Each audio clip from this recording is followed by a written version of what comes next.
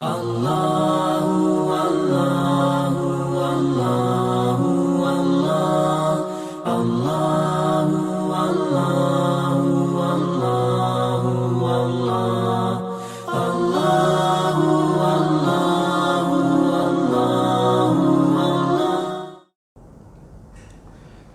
اللہ الرحمن الرحیم الحمدللہ رب العالمین والعاقبۃ للمتقین والصلاة والسلام علی سید الانبیاء والمرسلین وعلی آلہ واصحابہ اجمعین اما بعد فاعوذ باللہ من الشیطان الرجیم بسم اللہ الرحمن الرحیم والفجر ولیال عشر صدق اللہ العظیم۔ آج کا جو بیان کرنے کا ارادہ تھا وہ تو جو ہماری پوسٹ تیار ہوئی تھی بیان کی وہ تھا روحانی علاج ہماری بے اعتدالیاں، لیکن چونکہ امید ہے کہ آج رات سے عشرہ ذی الحجہ یعنی ذی الحجہ کا چاند نظر آنے کا امکان ہے اور ایک فضیلت والا عشرہ شروع ہو رہا ہے، تو زیادہ مناسب یہ معلوم ہوتا ہے کہ اس عشرے سے متعلق جو فضائل اور جو احکام ہیں وہ بیان کر دی جائیں۔ تو انشاءاللہ جو آج کا موضوع ویسے تھا وہ انشاءاللہ کسی اور جمعے والے دن ہم اس کو ڈسکس کر لیں گے۔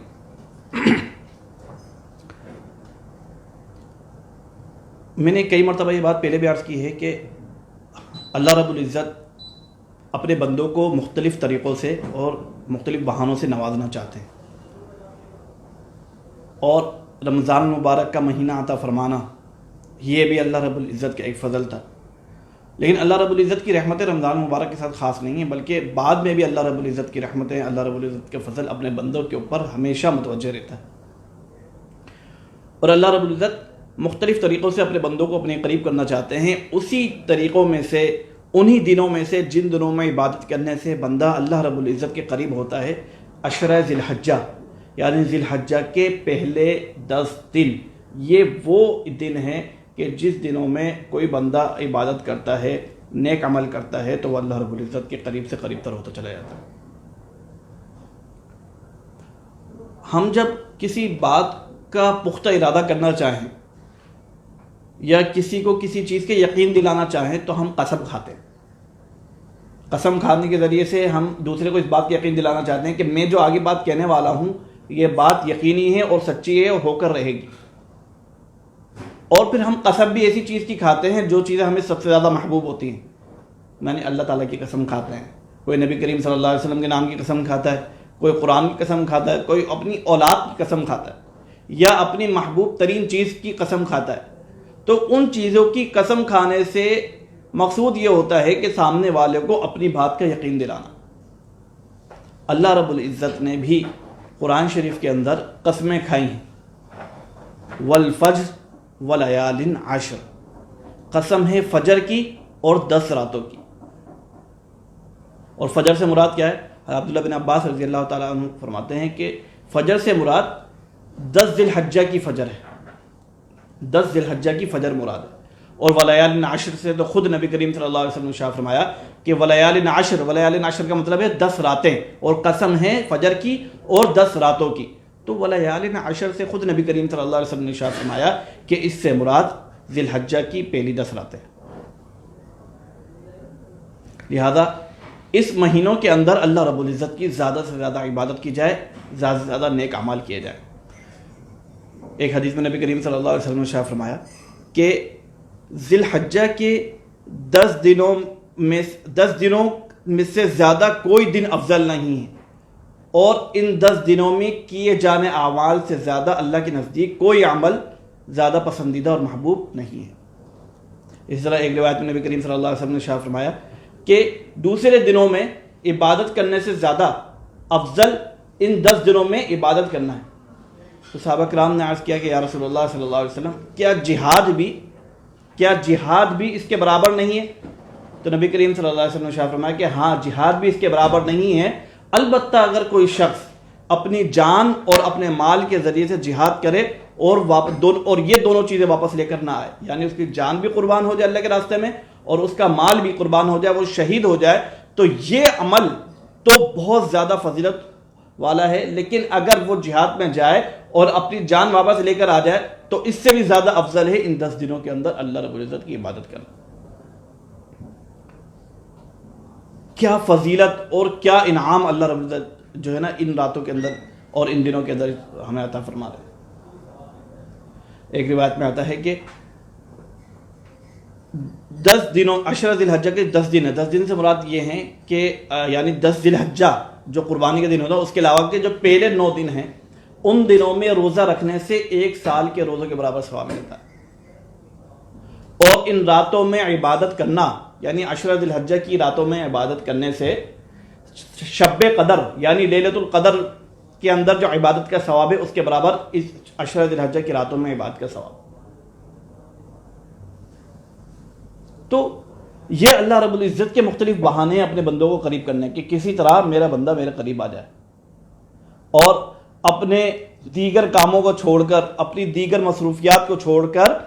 تمام مصروفیات کو ایک طرف رکھے اور خاص میری عبادت کرے جس مقصد کے لیے میں نے اپنے بندے کو پیدا کیا تھا۔ وما خلقت الجن والانس الا لیعبدون کہ اللہ تعالیٰ نے جنوں اور انسانوں کی تخلیق کا مقصد اپنی عبادت فرمایا ہے۔ لہذا اللہ رب العزت مختلف دن دے رہے ہیں کہ یہ دن میں نے تمہیں دے دیا، ان دنوں میں یاد کر لو مجھے۔ یہ میں نے تمہیں رمضان دیا، ان دنوں میں یاد کرو۔ عشرہ ذی الحجہ دیا، ان دنوں میں یاد کرو۔ شعبان کی 15 تاریخ دی، میں نے ان دنوں میں یاد کرو۔ تو یہ مختلف بہانوں سے اللہ رب العزت اپنے بندوں کو اپنے قریب کرنا چاہ رہے ہیں۔ تو یہ تو فضیلت ہوئی عشرہ ذی الحجہ کی خاص جو ان 10 دنوں کے اندر عبادت کرنے۔ اس کے علاوہ 9 ذی الحجہ یعنی جب عرفہ کا دن آتا ہے،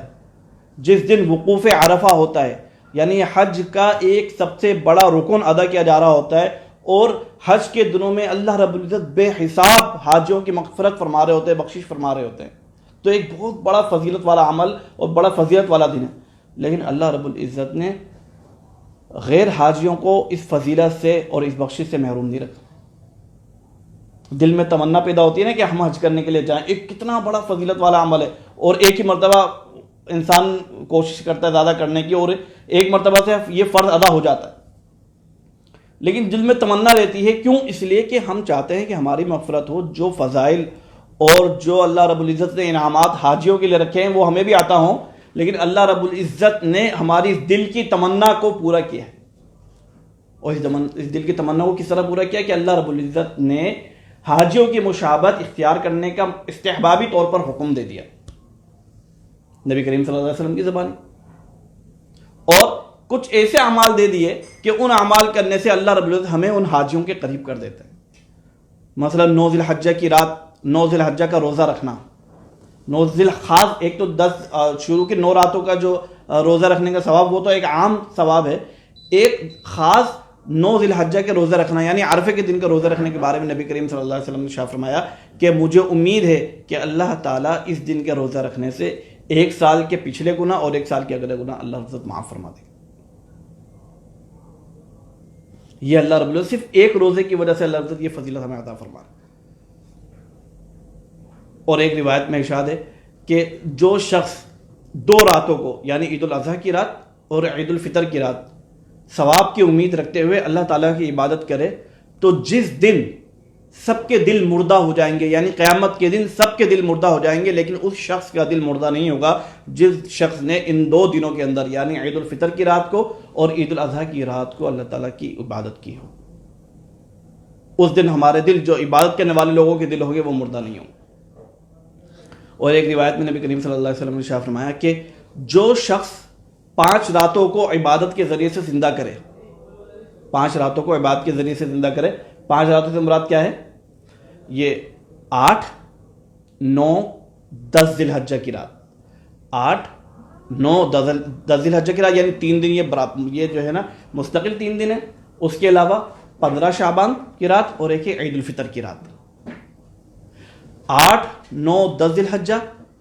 عید الفطر اور 15 شعبان کی رات، جو ان 5 راتوں کو عبادت کے ذریعے سے زندہ کرے گا اس کے لیے جنت واجب ہو گئی۔ صرف 5 راتیں اللہ تعالیٰ صرف 5 راتیں چاہ رہے ہیں بس۔ اور ایک موقوفاً روایت ہے عبداللہ بن عمر رضی اللہ تعالیٰ عنہ کا ارشاد ہے کہ 5 راتیں ایسی ہیں جن راتوں میں اگر دعا کی جائے تو دعا رد نہیں کی جاتی۔ ایک اس میں سے فرمایا جمعے کی رات، 1 رجب، 15 شعبان، عید الفطر کی رات اور عید الاضحیٰ کی رات۔ یہ 5 راتیں ایسی ہیں کہ جن میں اگر کوئی شخص دعا کرے، حضرت عبداللہ بن عمر رضی اللہ تعالیٰ عنہ ارشاد فرماتے ہیں کہ اگر کوئی شخص دعا کرے تو اس کی دعا رد نہیں ہوگی. یہ ایک صحابی رسول فرما رہے ہیں، اور یقیناً صحابی رسول یہ بات جو فرمائیں گے اپنی طرف سے نہیں فرمائیں گے، یا تو ان کا تجربہ ہوگا یا یہ بات انہوں نے نبی کریم صلی اللہ علیہ وسلم سے سنی ہوگی. تو ان 5 راتوں کے اندر دعا کرنا، تو ان احادیث کا مقصد کیا ہے؟ ہم نے یہ حدیث سن لی نا کہ عبادت کرنا، ان راتوں میں دعا کرنا، اس کا مقصد کیا ہے؟ اللہ عزت کے قریب آنا. یہ مختلف بہانے ہیں اللہ رب العزت کے. کیوں؟ اللہ رب العزت تو بے پرواہ ذات ہے نا. کیا اگر میں آپ میں سے کوئی گناہ کرے گا تو اللہ رب العزت کو کوئی پرواہ ہوگی ہمارے گناہ کی؟ نہیں. یا اگر میں کوئی عبادت کروں گا، کیا میری عبادت سے اللہ رب العزت کو کوئی پرواہ ہوگی؟ کیا اللہ عزت میری بات کرنے سے کیا اللہ عزت کی شان میں اضافہ ہوگا؟ یا میرے گناہ کرنے سے اللہ رب العزت کی نعوذ باللہ کیا اللہ عزت کی شان میں کمی ہوگی؟ یقیناً نہیں ہوگی. تو یہ اللہ رب العزت کیوں یہ عبادت کا مختلف بہانے اللہ عزت ہمیں عطا فرما رہے ہیں؟ کیونکہ اللہ عزت اپنے بندوں سے پیار کرتا ہے، اپنے بندوں کو اپنے قریب کرنا چاہتا ہے. لہذا تمام مصروفیات سے ہٹ کر ایک طرف رکھ کر، اپنی دیگر مصروفیات کو ایک طرف رکھ کر ان دنوں میں خاص اللہ رب العزت کی عبادت کی جائے. اور ایک اور حکم جو ان دنوں کے ساتھ خاص ہے، ایک تو تکبیر تشریق کا حکم ہے. تکبیر تشریق کا حکم واجب ہے کہ 9 ذی الحجہ کی فجر کی نماز سے لے کر 13 ذی الحجہ کی عصر کی نماز تک 23 نمازیں بنتی ہیں. ہر نماز کے بعد، ہر فرض نماز کے بعد ہر مرد و عورت کے اوپر، چاہے وہ مسافر ہو، چاہے مقیم ہو، چاہے شہری ہو، چاہے دیہاتی ہو، ایک مرتبہ بلند آواز، آہستہ بلند آواز کے ساتھ، یہ نہیں ایک لاؤڈ اسپیکر کے ساتھ کہ مسجد کے اندر جو ہے جیسے سلام، ہمارے یہاں لوگ جو ہے سلام پھیرنے کی کوشش کرتے ہیں، اور یہ کوشش کرتے ہیں کہ جیسے سلام پھرو فوراً یہی سے اللہ اکبر شروع کر دو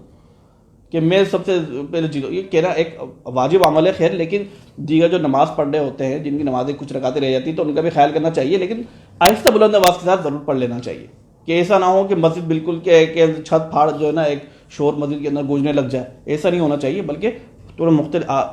تھوڑی آہستہ آواز کے ساتھ، لیکن اتنی بھی آہستہ نہ ہو کہ وہ دل کے اندر ہو جائے یا زبان کے اندر ہو جائے، لیکن آواز ایسی ہو جو دوسرا سن سکے. اسی طرح عورتیں جب اپنے گھروں کے اندر نماز پڑھیں گی تو وہ آہستہ آواز کے ساتھ یہ تکبیر کی، کیونکہ عورتوں کی آواز کے اندر بھی اللہ نے سطر رکھا ہے. لہذا عورتیں آہستہ آواز کے ساتھ کہیں، اور مرد مسجدوں کے اندر جب نماز پڑھیں یا اپنی انفرادی طور پر نماز پڑھیں یا جماعت کے ساتھ کریں، بہرحال وہ ہر نماز کے بعد 9 ذی الحجہ کی فجر سے لے کر 13 ذی الحجہ کی عصر کی نماز تک یہ تکبیر تشریق کہیں گے. اس کے علاوہ ایک حدیث میں نبی کریم حضرت ام سلمہ رضی اللہ تعالیٰ عنہ نے ارشاد فرماتی کہ نبی کریم صلی اللہ علیہ وسلم نے ارشاد فرمایا کہ جب تم میں سے کوئی شخص چاند دیکھ لے اور اس کا قربانی کرنے کا ارادہ ہو تو وہ اپنے بال اور ناخن نہ کاٹے. تو یہ حکم بھی استحبابی ہے. استحبابی حکم کا مطلب یہ کہ فرض اور واجب نہیں ہے. اگر کوئی کر لے گا تو یہ ایک فضیلت والا عمل ہے، اس کو ثواب ملے گا. اگر کوئی یہ عمل نہیں کرتا، اگر وہ ناخن یا بال وغیرہ کاٹ لیتا ہے ان دنوں میں، تو یہ کوئی گناہ والا عمل نہیں ہے، لیکن پسندیدہ عمل یہ ہے کہ چونکہ حاجی ان دنوں کے اندر حاجی بھی کوئی اپنے بال وغیرہ یا ناخن وغیرہ نہیں کاٹتے، تو لہٰذا ان کی مشابہت کی وجہ سے یہ حکم دے دیا کہ جب تک قربانی نہ کر لو تو اس وقت تک اپنے بال اور ناخن وغیرہ نہ کاٹو. تو یہ مختلف اعمال ہیں جو ان دنوں میں کیے جاتے ہیں. تو سب سے پہلے تو یہ ہے کہ اپنے تمام کاموں کو ایک طرف رکھ کر خاص ان دنوں کے اندر اس لفظ کی بات کی جائے. لیکن اگر کوئی شخص اپنی دیگر مصروفیات کی وجہ سے، کاروبار کی وجہ سے یا ملازمت کی وجہ سے ایک اچھا خاصا وقت نہیں دے سکتا عبادت کے لیے، تو چند باتوں کا جو عمومی طور پر اہتمام کیا جاتا ہے وہ ضرور کرنا چاہیے کہ چاہے مرد ہو چاہے عورتیں ہوں، وہ تو 5 وقت کی نمازوں کو خوب اہتمام کریں. ہر نماز کے بعد تسبیح فاطمی یعنی 33 بار جو ہے وہ سبحان اللہ، 33 بار الحمدللہ، 34 بار اللہ اکبر، اس کا اہتمام کیا جائے. اسی طرح جو ہر فرض نماز کے بعد تکبیر تشریق تو کہنی ہے 9 تاریخ سے لے کر، لیکن ان دنوں کی جو ظاہری جو ابھی آج رات سے جو امید ہے کہ چاند نظر آ جائے گا، تو آج کے دنوں سے یہ عمل جو کرنے والے ہیں وہ کیے جائیں. فجر عشاء کی نماز کے بعد، فرض نماز کے بعد 2 سنت اور 2 نفل یا 4 نفل وتر سے پہلے 2 سنت پڑھ کر اور وتر سے پہلے 2 یا 4 رکعتیں تہجد کی نیت سے ادا کر لی جائے. اگر کسی کو رات کو توفیق ہو جائے تو وہ رات کو اٹھ کر تہجد کی نماز ادا کر لے، ورنہ تہجد کی فضیلت سے محروم نہ رہے، وتر سے پہلے اور 2 سنتیں پڑھ کر 2 یا 4 رکعتیں تہجد کی نیت سے پڑھ لی جائیں. اسی طرح مغرب کی نماز کے اندر بھی 3 فرض، 2 سنت، 2 نفل پڑھنے کے بعد 2 مزید نفل پڑھ لے اوابین کی نیت سے، تو اللہ عزت اوابین کی فضیلت بھی عطا فرما دیں گے. تو یعنی یہ جو کچھ نمازوں کے بعد کی جو فوراً نمازیں ہوتی ہیں جس سے آپ اوابین یا تہجد کی فضیلت حاصل کر سکتے ہیں. اسی طرح جو ہے خاص جو ہے 9 ذی الحجہ کا اگر ان 10 دنوں میں روزہ شروع کے 8 دنوں میں روزہ نہ رکھ سکے تو خاص 9 ذی الحجہ کا روزے کا اہتمام کر لیا جائے کہ اللہ کے نزدیک اس کی بڑی عبادت اور اس کی یہ بہت بڑی عبادت ہے اور بڑی فضیلت والا عمل ہے. تو اور سب سے آخری چیز جو ہم سب کے کرنے کی لازمی ہے اور وہ صرف ان 10 دنوں کے ساتھ خاص نہیں ہے بلکہ وہ پوری زندگی وہ کام کرنا ہے، گناہوں سے بچنے کا اہتمام کرنا. یہ وہی ایک جیسے کٹورا ہو نا، کٹورے کے اندر بندہ پانی جمع کرتا ہے اور اس کے نیچے سوراخ کر دے، اس کے نیچے سوراخ کر دے تو پانی بھرتا جائے گا، نیچے سوراخ سے وہ پانی نکلتا جائے گا. تو وہ جو پانی بھر رہا ہے وہ اگرچہ ایک دفعہ جمع ہوگا لیکن آہستہ آہستہ کر کے وہ نکلتا رہے گا. تو یہ کیفیت گناہوں کی کہ دل کے اندر ہم نیکیاں کر کے ان دنوں میں نیکیاں کر کے دل کے اندر اپنا نور تو جمع کر لیتے ہیں لیکن گناہوں کے ذریعے سے ہم دل کے اندر سوراخ بھی کر رہے ہیں کہ ان گناہوں کے وجہ سے جو ان نیک اعمال کا ایک نور ہونا چاہیے تھا، ایک نیک اعمال کا جو ایک ہمارے چہرے پر ایک بشاشت نظر آنی چاہیے تھی، وہ بشاشت نظر نہیں آتی. کیوں؟ اس وجہ سے کہ ہم گناہ کر کے اس کٹورے کے اندر سوراخ کر کے ہم نے اپنے تمام نور کو، اپنے نیک اعمال کو ضائع کر دیا. تو ان خاص 10 دنوں کے اندر خوب اللہ کی عبادت کی جائے. قربانی کے جانور کے ساتھ رہنا یا اس کو کھانا کھلانا یہ بھی ایک بڑا فضیلت والا عمل ہے کیونکہ وہ ایک اللہ کے نزدیک قربان ہونے جا رہا ہے اور ہماری ایک حکم کو پورے کرنے کا ذریعہ بن رہا ہے. لیکن یہ نہ ہو کہ جس طرح رمضان مبارک کے آخری 10 دنوں کے اندر بازاروں کے چکر لگ رہے ہیں، عید کی تیاری ہو رہی ہے، کپڑے تیار کیے جا رہے ہیں، جوتے جو ہے لیے جا رہے ہیں، تو جس طرح آخری کی 10 راتیں عید کے دنوں میں ان کاموں میں اللہ تللوں میں ضائع کر دی جاتی ہے، تو یہ عشرہ ذی الحجہ کے یہ 10 دن ہے یہ بھی بقرعید کی منڈیوں کے چکر لگانے میں، ایک دوسرے کے جانور گھمانے کے اندر اور تصویریں کھنچوانے کے اندر، اپلوڈ کرنے کے اندر، تمام کام ان کاموں کے اندر لگا دی جاتی ہے اور جو عبادت کے جو ثواب اور جو ایک فضیلت حاصل کرنی چاہیے تھی اس سے ہم محروم رہ جاتے ہیں. لہذا اگر زیادہ وقت ہم مصروفیت کی وجہ سے نہیں نکال سکتے تو جو خاص احکام ہیں ان احکام کو پورا کر لیا جائے تو انشاءاللہ تعالی اللہ رب العزت ہمیں اس فضیلت والی راتوں کو زندہ کرنے کا ثواب، ان راتوں کو زندہ کرنے کا ثواب، ان دنوں کو زندہ کرنے کا ثواب اللہ رب ہمیں عطا فرمائیں گے. اللہ رب سے دعا ہے کہ مجھے بھی اور آپ کو بھی ان تمام باتوں پر عمل کرنے کی توفیق عطا فرما دے. وآخر دعوانا الحمدللہ رب العالمین.